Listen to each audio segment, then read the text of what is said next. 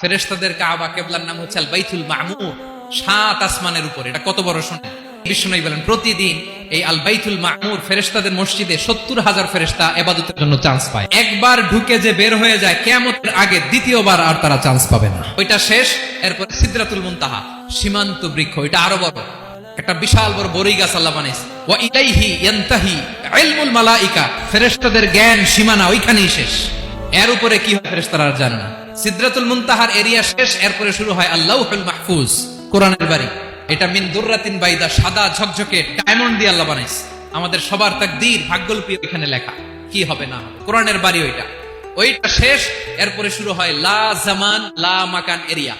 ওইখানে কোনো জামান নাই, মাকান নাই, no time no space area শুরু। ওইখানে কুরসি, যেখানে আল্লাহ পা রাখেন বা কুদরতি পা রাখেন। আল্লাহ বলে ওয়াসিআ কুরসিয়ুহুস সামাওয়াতি ওয়াল আরদ। আল্লাহর কুরসিটা এতক্ষণ যা বললাম এই সবগুলোর চাইতে বড়।